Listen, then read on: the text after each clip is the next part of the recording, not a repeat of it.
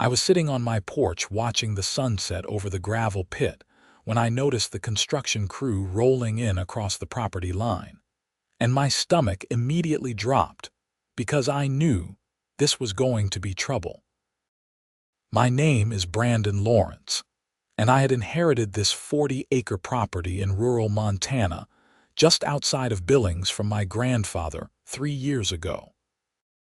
20 acres was residential with my house and some outbuildings, and the other 20 acres was a gravel pit that had been inactive for about 5 years.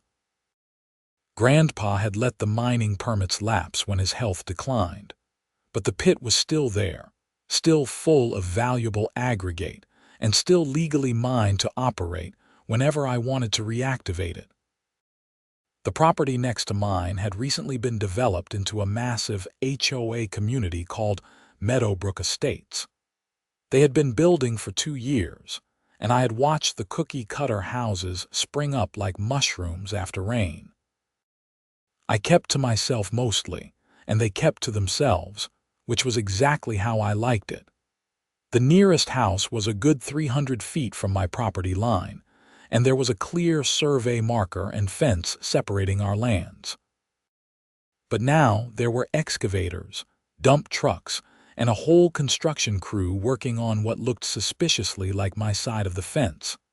I grabbed my property survey documents and walked over. The sun was still up, and I could see clearly that they had torn down a section of my fence and were grading an area about 50 feet onto my property. A large sign stuck in the ground read, "Future site of Meadowbrook Estates Community Playground and Recreation Area." "Hey!" I shouted at the nearest worker. "You're on private property." A burly man in a hard hat looked up. "HOA project, buddy, take it up with them. This is my land. You need to stop right now." He shrugged. "I just do what the contract says. You got a problem, call this number." He handed me a business card for the Meadowbrook Estates HOA office. I took the card and immediately called. A woman answered with a chirpy voice. "Meadowbrook Estates, HOA, this is Patricia speaking." "Yeah, Patricia, this is Brandon Lawrence. I own the property adjacent to your development, and you have construction equipment tearing up my land right now." "Oh, Mr. Lawrence. Yes, we sent you a notice about the playground construction. You sent me what?" "I never received any notice, and even if I had, you cannot just build on my property without permission." "Well, our records show the notice was mailed 3 weeks ago. The playground is an essential community amenity, and we're sure you'll appreciate the increased property values once it's complete." I felt my blood pressure rising. "I don't care about your playground. This is my land. You're trespassing, and I'm telling you to stop construction immediately." "I'll have to transfer you to our HOA president, Brenda Hutchins. Please hold." The hold music was some terrible instrumental version of a pop song. I waited, watching the excavator continue to dig on my property. Finally, a new voice came on the line. "Mr. Lawrence, this is Brenda Hutchins. I understand you have some concerns about our playground project." Brenda's voice had that particular quality I had come to recognize immediately. It was the tone of someone who was used to getting her way and did not appreciate being questioned. I could practically hear the "let me speak to your manager" energy radiating through the phone. "Mrs. Hutchins, your concern isn't construction on my land. I never gave permission. I never received any notice, and I'm demanding you stop immediately and remove your equipment." "Now, Mr. Lawrence, let's not be unreasonable. The children in our community need a safe place to play. Surely you can understand that." "What I understand is property law, Mrs. Hutchins. This is my land. You're trespassing." "Actually, if you check the county records, you'll find that there was some confusion about the property boundaries. Our surveyor determined that the area in question is actually part of the Meadowbrook Estates development. Your surveyor is wrong. I have the official survey right here, and it clearly shows this is my property. Stop construction now, or I'll call the sheriff. There's no need for threats, Mr. Lawrence. I'm sure we can work this out like civilized adults. Why don't you come to our HOA meeting on Thursday evening? We can discuss this properly. There's nothing to discuss. Get off my land. I'll see you Thursday at 7. The meeting is at the community center. Good evening, Mr. Lawrence. She hung up before I could respond. I immediately called the Yellowstone County Sheriff's Department and explained the situation. A deputy said he would send someone out to take a report. Deputy Mike Rodriguez arrived about 45 minutes later. By then, the construction crew had packed up for the day, but the damage was clear. They had graded about an acre of my land and had stakes marking out what looked like a large playground area with parking. This is definitely your property according to the county records, Deputy Rodriguez said after examining my survey documents. You want to press charges for trespassing? I want them off my land and to restore it to its original condition. That's a civil matter, Mr. Lawrence. I can document this and tell them to cease work, but the property dispute itself will have to go through the courts if they don't comply voluntarily. He walked over to the construction site and took photos and notes. Then he went to the nearest HOA house and knocked. A man in his 30s answered and called the HOA office when the deputy asked. I couldn't hear the whole conversation, but I saw Deputy Rodriguez's expression get increasingly annoyed. When he came back to me, he shook his head. The HOA president says they have documentation proving this land is theirs and that they'll be continuing construction tomorrow. I've advised them that the county records show this as your property and that they're risking legal action, but they are insisting they're in the right. So they're just going to keep building. Unless you get an injunction or restraining order from a judge, I can't physically stop them. This is a civil property dispute. I've documented everything and you have a case, but you'll need to lawyer up. I spent that evening researching property lawyers in Billings. I found one named Harold Chen who specialized in property disputes and had good reviews. I called first thing in the morning and explained the situation.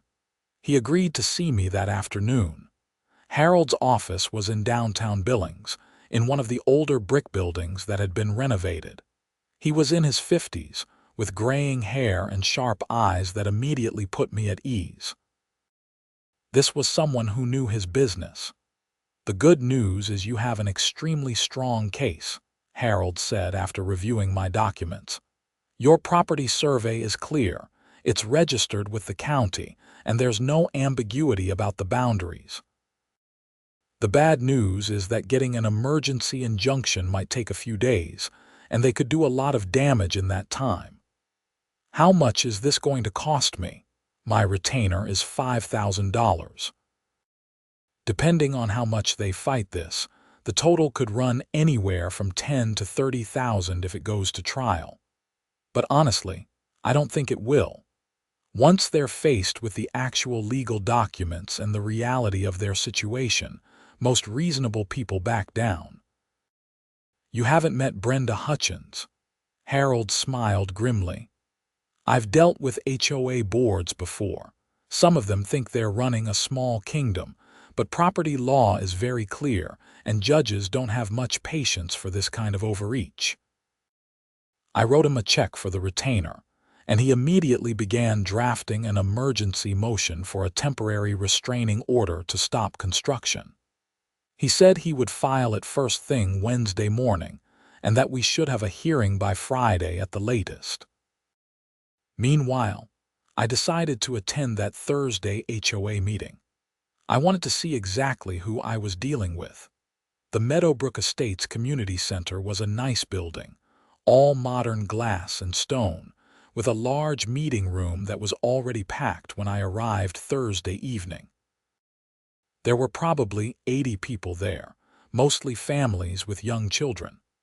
I felt immediately out of place in my work jeans and flannel shirt among all the business casual attire. Brenda Hutchins was exactly what I expected. She was in her late 40s, with blonde hair styled in that particular soccer mom cut, wearing a blazer over a blouse, and had the kind of smile that didn't reach her eyes. She was talking to a cluster of other women near the front of the room, and I could tell from the body language that she was the queen bee of this particular hive. The meeting started promptly at 7. Brenda called everyone to order and went through various HOA business, including complaints about holiday decorations being left up too long, someone's grass being an inch too tall, and a lengthy discussion about what color mailboxes were acceptable. Finally, about 45 minutes in, she got to the playground. Now, I'm excited to announce that construction on our community playground is well underway. This will be a wonderful amenity for all our children, with state-of-the-art equipment, picnic areas, and plenty of parking. There was applause from the audience. Parents were clearly excited about this. However, Brenda continued, her voice taking on a more serious tone, we have encountered a small obstacle.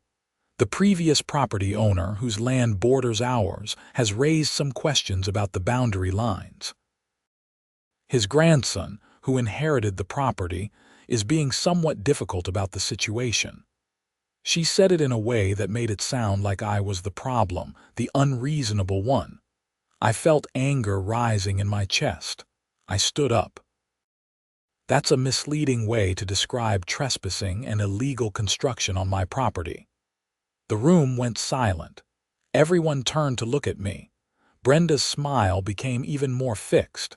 Mr. Lawrence, I presume, we did invite you to address your concerns through proper channels. The proper channel is you getting off my land. You built on my property without permission. That's trespassing and vandalism.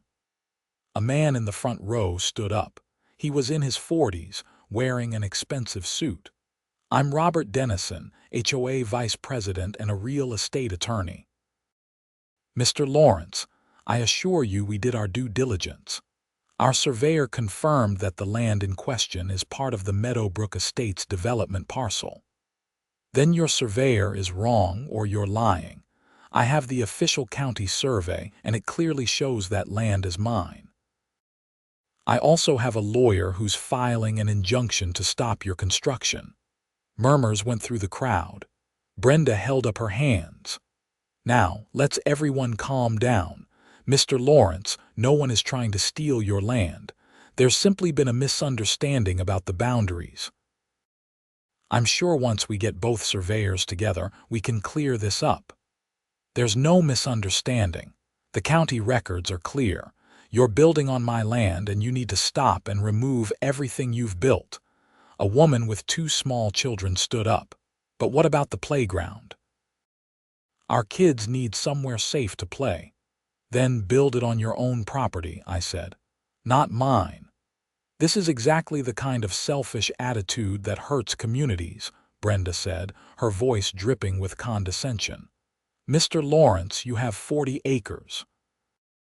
Surely you can spare 1 acre for the benefit of children and families. It's not about the size of my property. It's about the principle. You can't just take someone's land because you think you need it more. Robert Dennison spoke up again. Mr. Lawrence, have you considered that fighting this could cost you significantly in legal fees? We're prepared to offer you fair compensation for the acre in question. Say $20,000. It's not for sale, and it's not negotiable. Remove your construction from my property, or face the legal consequences. I walked out of the meeting to a chorus of boos and angry muttering. I heard someone say, "What a jerk," and someone else said, "He probably hates children." The next morning, construction resumed on my property.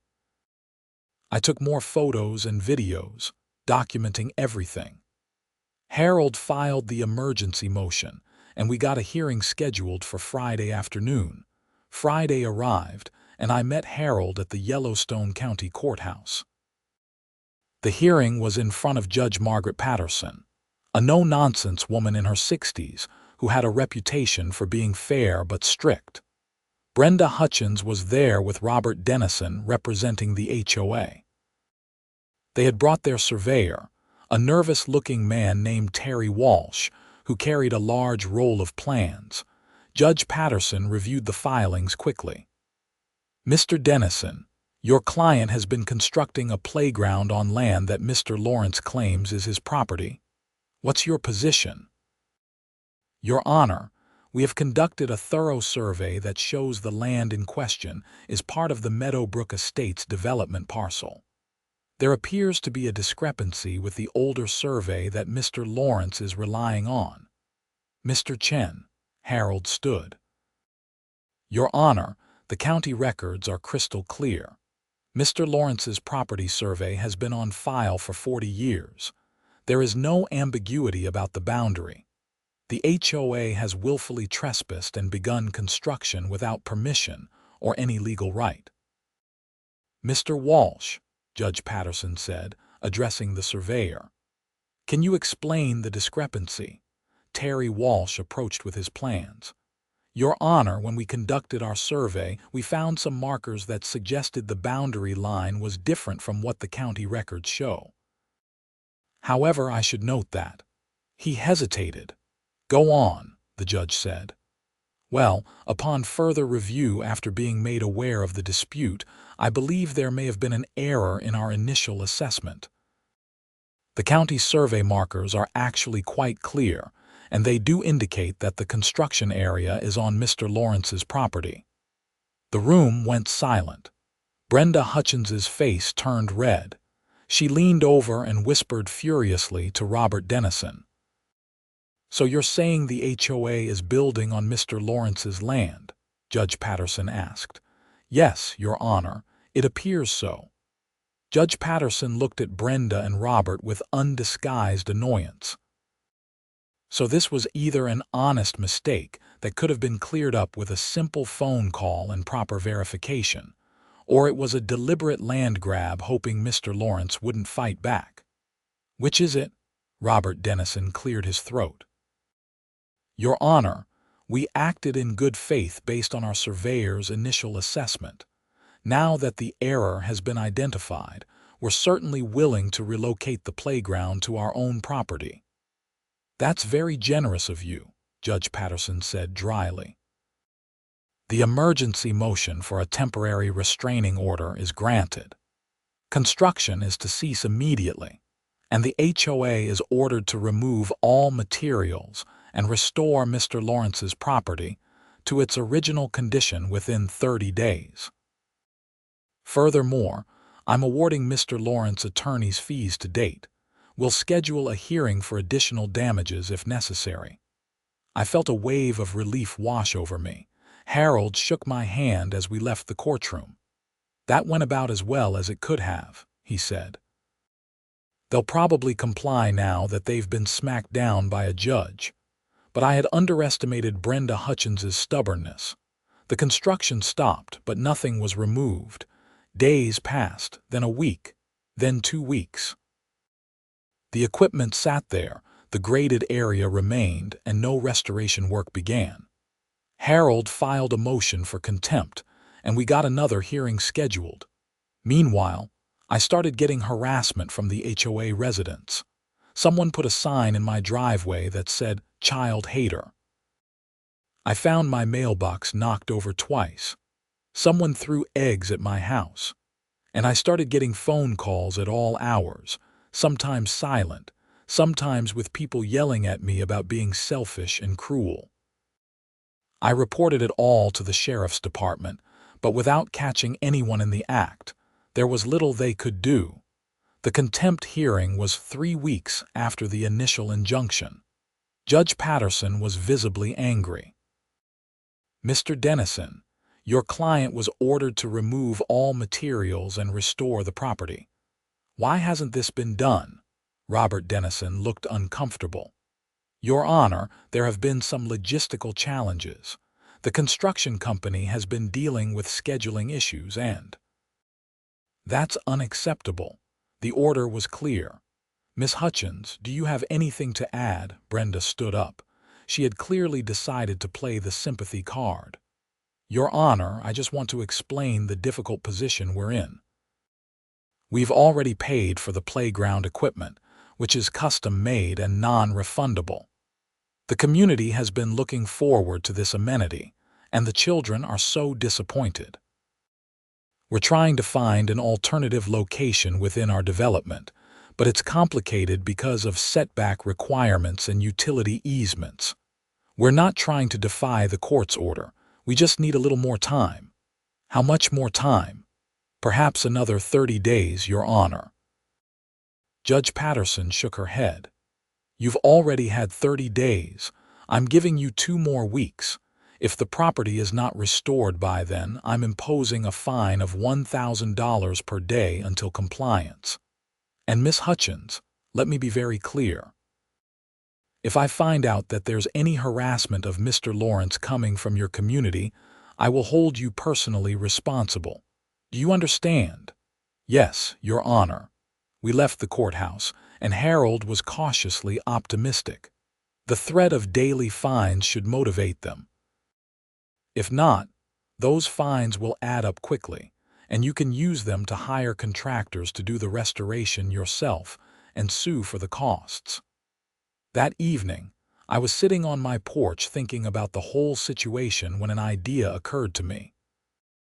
I pulled out my grandfather's old files and found what I was looking for: the original mining permits for the gravel pit. The permits had lapsed, but there was nothing preventing me from reactivating them. The pit was on my property. I had the mineral rights, and all I needed to do was file for new permits with the state. And the pit was right next to where the HOA had been trying to build their playground. I started laughing. Oh, this was going to be perfect. The next morning, I contacted the Montana Department of Environmental Quality and started the process of reactivating the gravel pit. I hired a mining consultant named Dave Riley, who specialized in small aggregate operations. Dave came out to inspect the site and confirmed that the pit was in good shape and that there was still plenty of high-quality gravel to extract. "You could run a profitable operation here," Dave said. "There's steady demand for aggregate in the Billings area, especially with all the construction going on. You'd need to update your reclamation plan and get your permits in order, but there's no reason you couldn't be operational in a few months." "How loud and disruptive would the operation be?" Dave grinned. "Well, you'd have heavy trucks, crushers, and excavators running during business hours. It's not quiet, but it's all legal as long as you follow the regulations." "And how close to the property line can I operate?" "As long as you maintain proper setbacks for safety, you can mine right up to your boundary." I filed all the necessary paperwork with the state and county. It would take a few months for all the permits to be approved, but once they were, I would have every legal right to operate a gravel mining operation right next to the Meadowbrook Estates community. The 2-week deadline came and went. The HOA finally removed the construction equipment, but they only did the bare minimum restoration work, basically just smoothing out the graded area a bit. It wasn't close to the original condition. Judge Patterson imposed the daily fines. After a week of fines totaling $7,000, the HOA hired a professional restoration company that properly restored the topsoil and reseeded the area. But Brenda Hutchins was not done making my life difficult.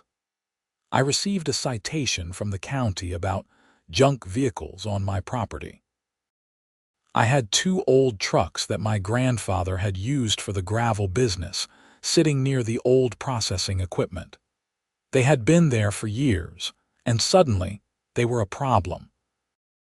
I also received a citation about unapproved structures, referring to the old processing shed for the gravel operation. Again, it had been there for decades, but now it was an issue.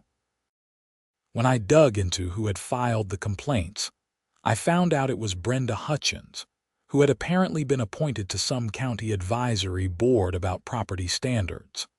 I fought both citations and won, since both vehicles and the structure were grandfathered in under old permits. But it took time and energy and more legal fees. Then, I found out that the HOA had filed a lawsuit against me, claiming that my property was a nuisance and seeking to have me forced to clean it up. They cited the old trucks, the inactive gravel pit, some old equipment, and basically anything they could think of. Harold was incredulous when he read the filing. "This is a frivolous lawsuit. Your property is zoned for mining and industrial use. You're not in violation of any codes. This is pure harassment. Can we countersue? Absolutely, and we will. But first, let's deal with this nonsense." The lawsuit was clearly designed to drain my resources and time. Each motion and hearing cost money and required me to take time away from my work. I was a freelance web developer, and all of this was seriously cutting into my ability to earn a living. But then, about 4 months after the initial trespassing incident, my mining permits were approved. I called Dave Riley immediately. "How fast can we get operational? If you're serious about this, I can have equipment out there in 2 weeks. We'd need to do some maintenance on the old processing equipment and bring in a crusher, but the pit itself is ready to go. Do it." I also called the county planning office to confirm that my mining operation was fully legal, and that there were no restrictions on hours of operation beyond the standard noise ordinances, which allowed industrial work from 7 in the morning until 7 in the evening, Monday through Saturday. The Monday that the first excavator rolled onto my property and fired up its engine, I was standing there with my coffee, watching the sun rise. The excavator began digging into the gravel pit, and the sound echoed across the valley. Within minutes, I saw lights turning on in the houses of Meadowbrook Estates. By 8 in the morning, my phone was ringing off the hook. I did not answer. Then someone started pounding on my door. It was Brenda Hutchins in her bathrobe, her face red with anger. "What do you think you're doing?" she screamed. "Mining gravel. It's my property and I have all the necessary permits. You can't do this. This is a residential area. Actually, my property is zoned for mining and has been for 50 years. I can do exactly this. Would you like to see my permits? This is harassment. This is retaliation. No, this is business. I own a gravel pit and I'm operating it, all legally, all above board. I'll sue you. You're already suing me. How's that working out for you?" she sputtered, unable to form words for a moment. Then she turned and stormed off. Within an hour, I received a cease and desist letter from Robert Dennison, threatening legal action if I did not stop the mining operation immediately. I forwarded it to Harold, who sent back a response explaining that I had every legal right to operate, and that any further frivolous legal action would result in a harassment lawsuit. The mining operation continued. Dave brought in a crew of 3 guys and they worked efficiently, extracting gravel, processing it through the crusher, and stockpiling it for sale. The sound of heavy machinery became a constant presence from 7 in the morning until 6 in the evening, Monday through Saturday. I started getting offers from construction companies in Billings for the aggregate. The prices were good, and suddenly, I was making significantly more money than I had been from my web development work. The HOA, meanwhile, was scrambling. They had finally found a location within their development for the playground, but it was much smaller and less desirable. They had to completely redesign their plans, and the cost had apparently doubled. I heard through the grapevine that there was a revolt brewing in the HOA. Many residents were angry about the wasted money from the legal fees, the fines from the judge, and the increased HOA dues to cover it all.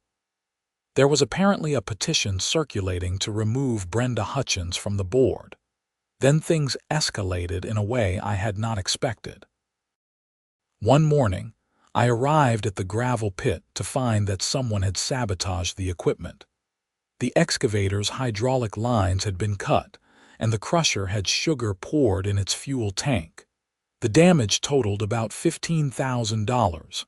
I immediately called the sheriff's department. Deputy Rodriguez came out and took a report. I also had security cameras installed after the previous harassment, and I checked the footage.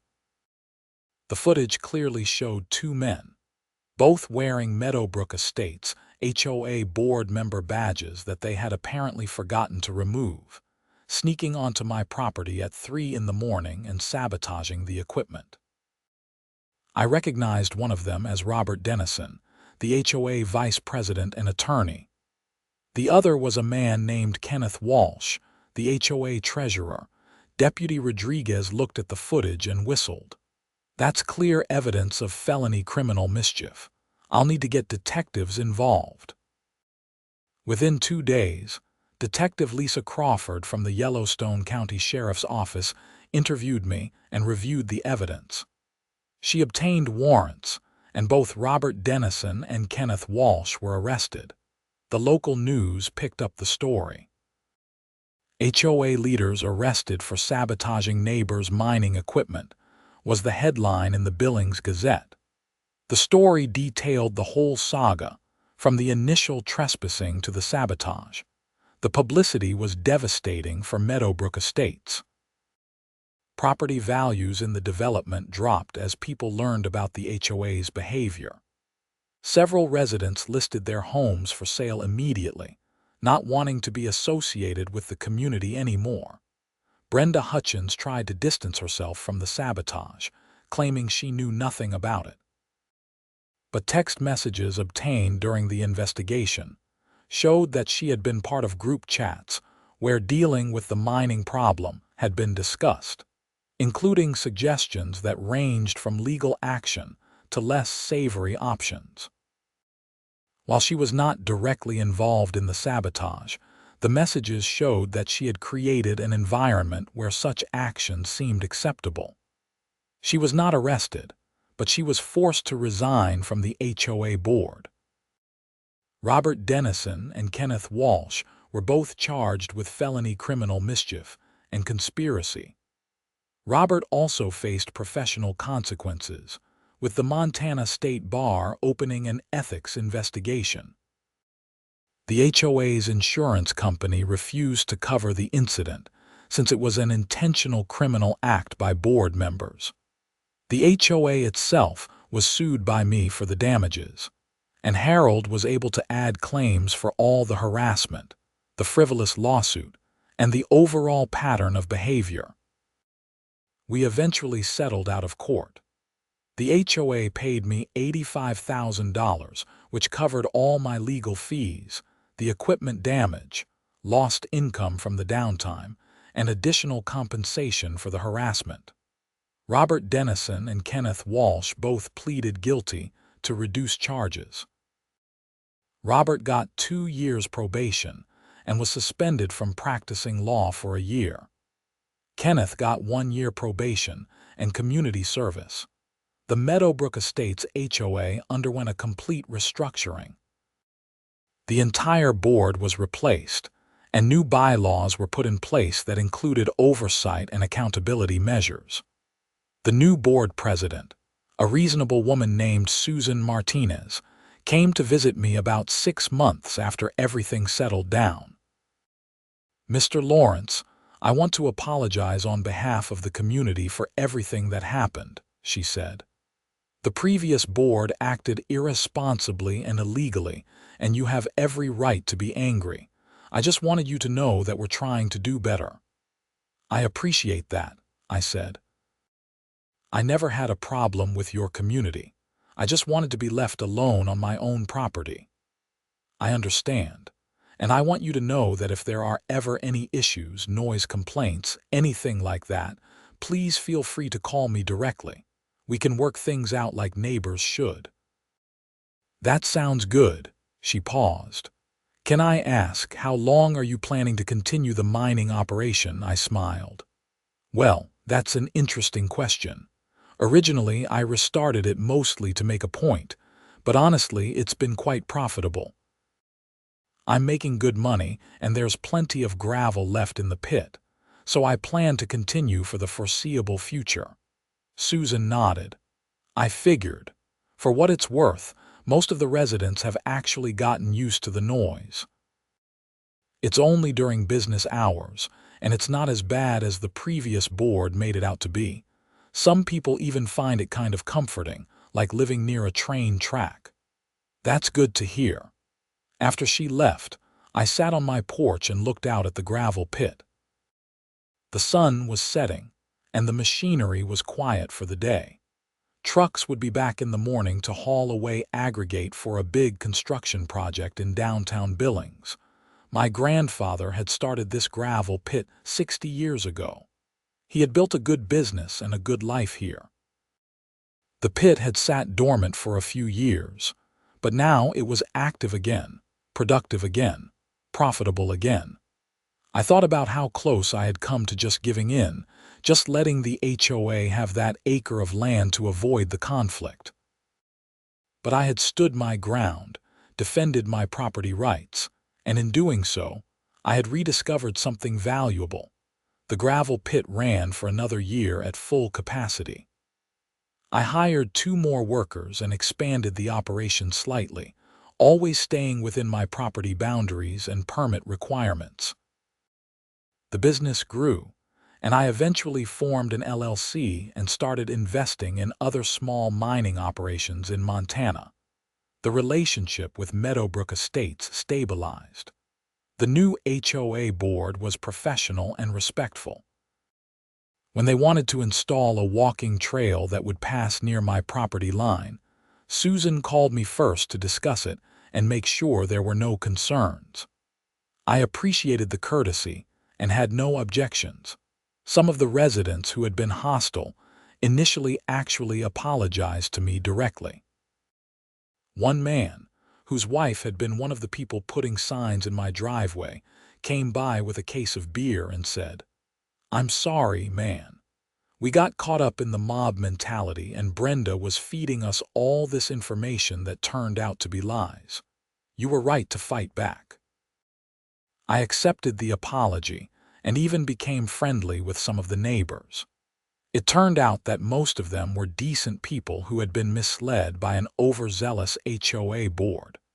The playground that had started the whole conflict was eventually built on a piece of land within the HOA development. It was smaller than originally planned, but nice enough. I could see kids playing there sometimes from my porch. I felt no resentment about it. They had their space, I had mine, and everyone was finally respecting boundaries. About 18 months after the initial incident, I was sitting in my lawyer Harold's office, reviewing some contracts for a new mining project. He leaned back in his chair and said, "You know, when you first came to me with this case, I thought it would be a straightforward property dispute. I never imagined it would turn into criminal charges and a complete HOA meltdown." "Neither did I," said. "I just wanted to protect my property." "You did more than that. You exposed a corrupt HOA board and probably saved a lot of people from future problems. That community is much better off now." "Maybe. I still think most people would have been better off if Brenda Hutchins had just checked the property records before she started building on my land." Harold laughed. "True. But then you would not have discovered that gravel mining is actually a pretty good business." He was right about that. The gravel pit that had been dormant and almost forgotten had become my primary source of income. What started as a defensive move to protect my property had turned into a thriving business. I eventually sold some of the aggregate to a construction company that was building a new school in Billings. When it was finished, I drove by to look at it. My gravel from my pit, from my grandfather's land, was now part of the foundation of a building where kids would learn and grow for decades. There was something satisfying about that. The land was being used productively, generating value, contributing to the community in a tangible way. It was not sitting there as an idle trophy for an HOA board's ambitions, but actually serving a purpose. One Saturday afternoon, about 2 years after the whole saga began, I was supervising the last load of the day when I saw Susan Martinez walking over from the HOA side. She had her teenage daughter with her. "Hi, Brandon," Susan said.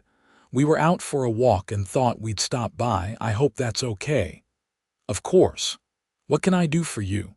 "Actually, my daughter Emily has a school project about local businesses. She was wondering if she could interview you about the gravel pit operation for her economics class." Emily was about 16, carrying a notebook and looking nervous. "I promise it won't take long, Mr. Lawrence.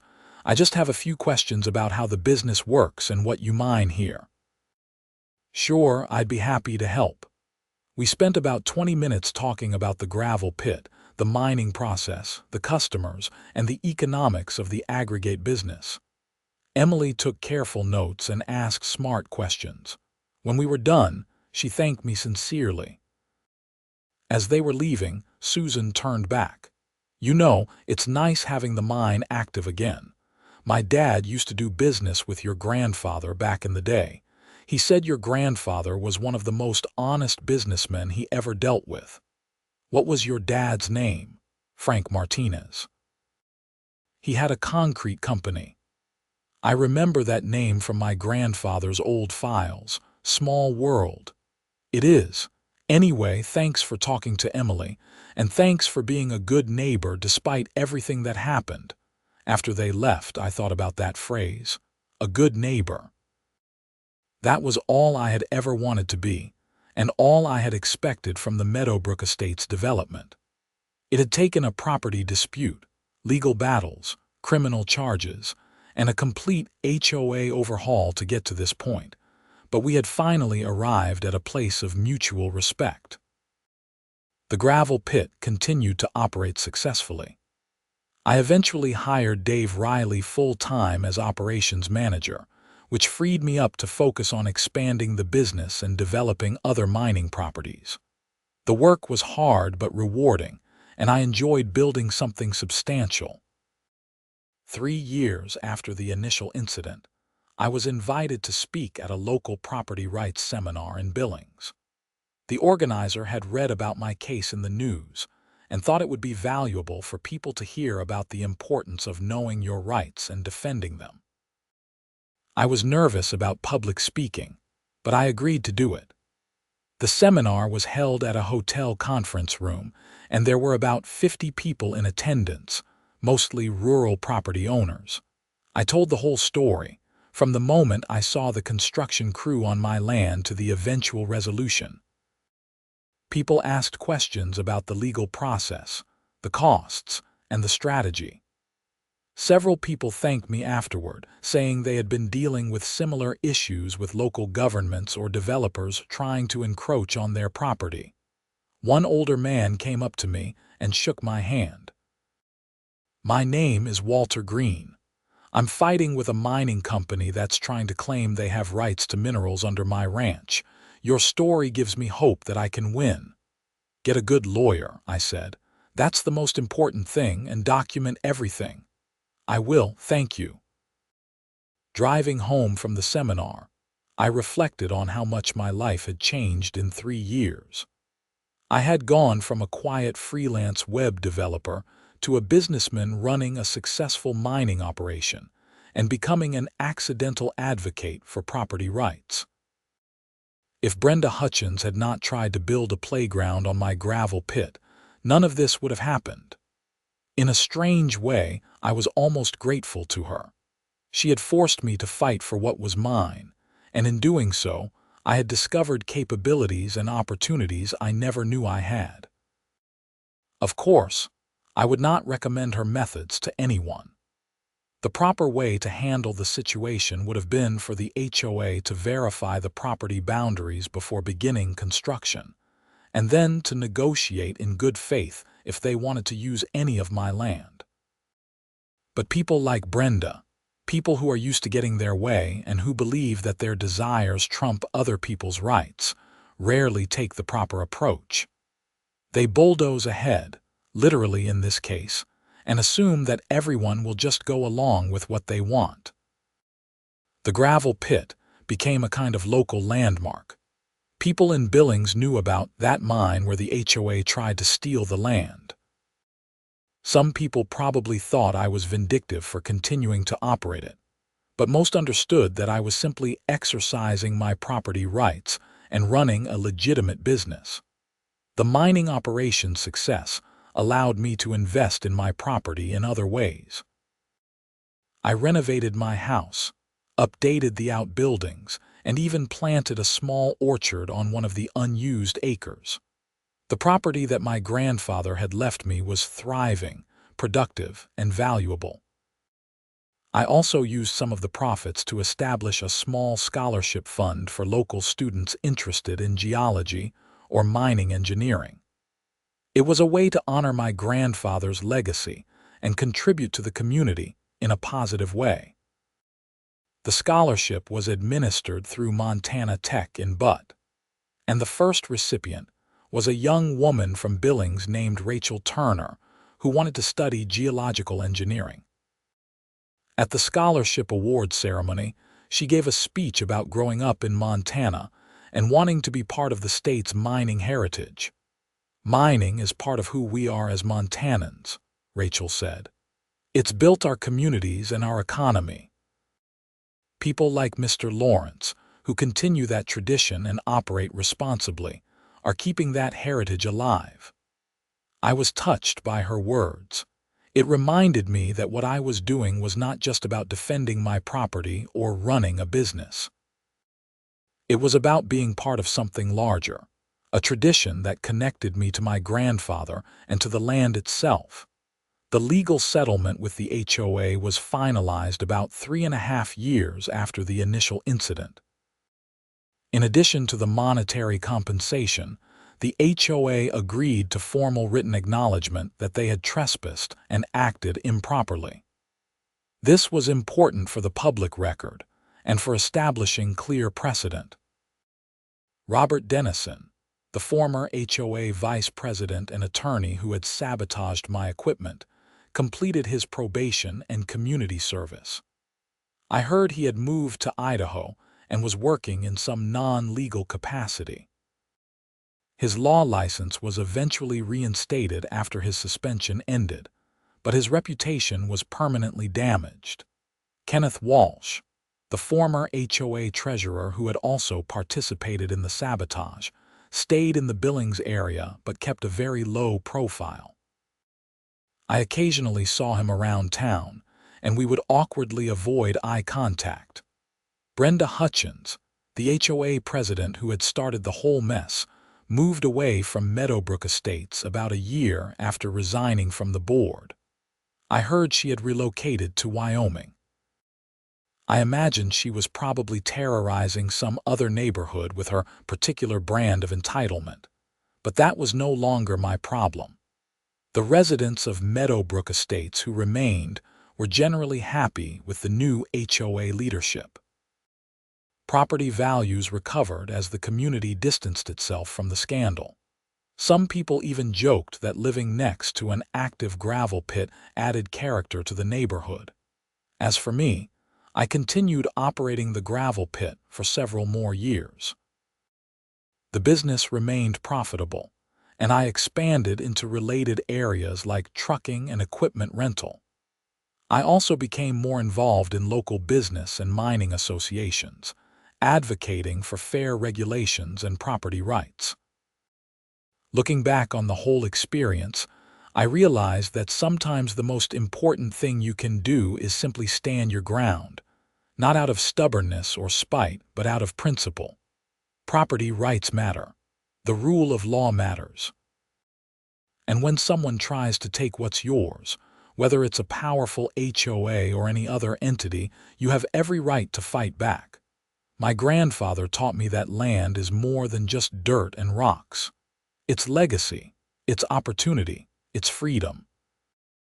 He worked that gravel pit for decades, building a life and a business on that land. When the HOA tried to take a piece of it without permission, they were not just trespassing on property.